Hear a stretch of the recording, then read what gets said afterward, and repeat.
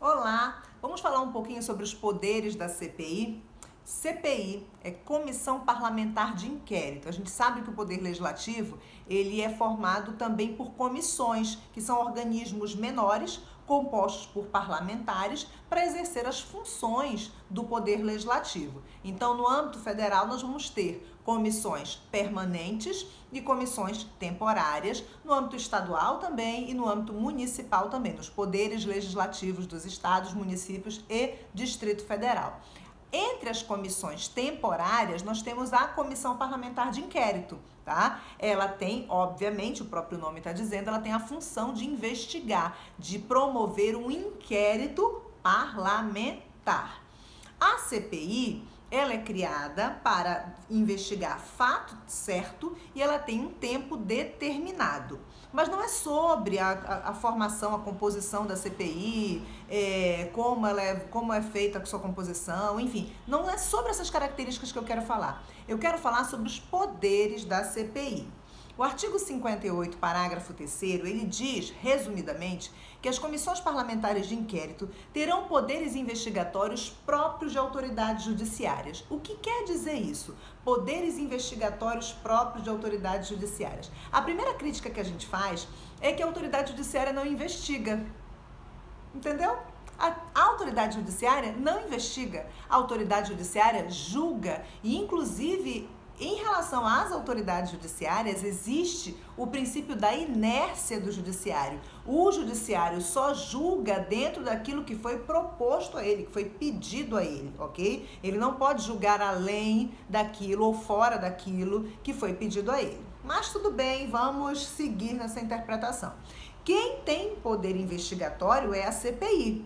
E no seu poder investigatório, então agora vamos interpretar o dispositivo, no seu poder investigatório ela tem autoridades próprias, equivalentes, semelhantes às autoridades judiciárias. Então o que a CPI pode fazer que se assemelha a uma autoridade judiciária, que equipara a uma autoridade judiciária?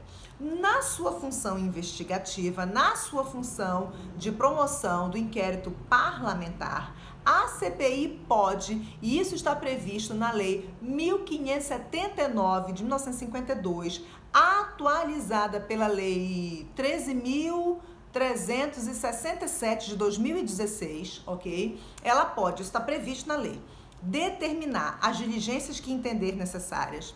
A CPI pode convocar ministros de Estado. A CPI pode inquirir testemunhas. Ela pode ouvir os indiciados e as testemunhas.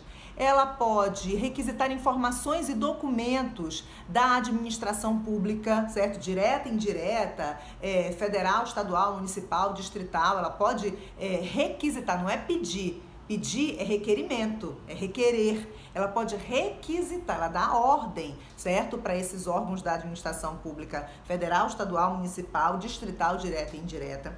Ela pode, olha só que interessante, se transportar para outro local onde se faça necessária, onde a CPI se faça necessária. Vamos imaginar uma CPI que investigue as milícias no Rio de Janeiro. CPI mista do Congresso, deputados e senadores, funcionando lá em Brasília, mas ela está investigando milícias no Rio de Janeiro.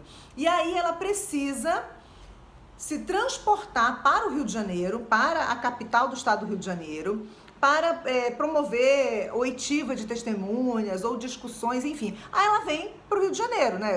Eu estou no Rio de Janeiro, né? Eu moro no Rio de Janeiro. Então ela vem para o Rio de Janeiro e ela pode ocupar, certo? A Assembleia Legislativa, o plenário da Assembleia Legislativa para promover as suas oitivas, né? Ouvir as testemunhas, as suas discussões e tudo mais. Outra.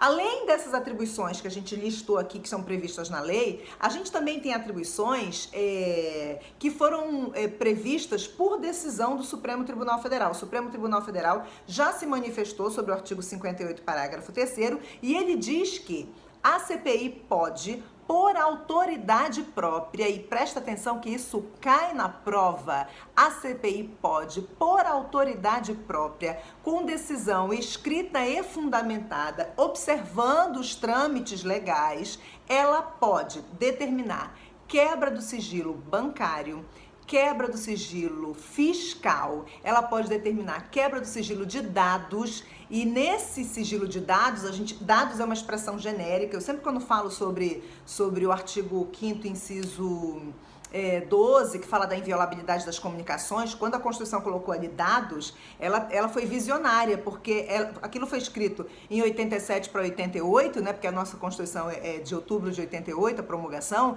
mas a expressão dados, ela é visionária, porque ela vai valer, ela tem uma abrangência, a expressão, uma amplitude de interpretação, que inclui, por exemplo, dados eletrônicos, esses nossos diversos dados eletrônicos do ano de 2020, não é? E quando a CPI tem o poder de quebrar, né, de determinar a quebra de sigilo de dados, esses dados, essa expressão dados, também inclui os dados telefônicos. E aqui é o nosso alerta.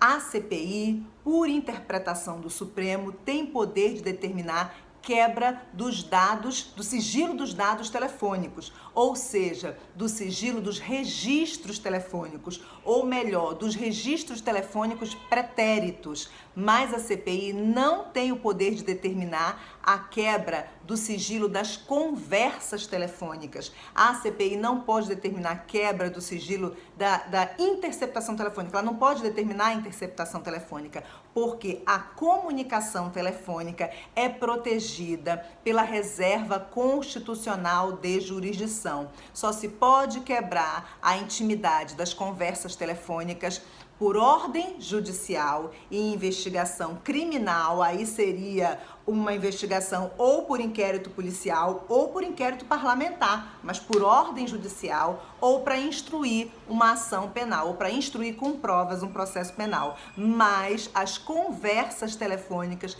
estão protegidas pela reserva constitucional de jurisdição, só por ordem judicial, só por ordem de juiz. E CPI não pode determinar a quebra do sigilo das comunicações telefônicas, ok?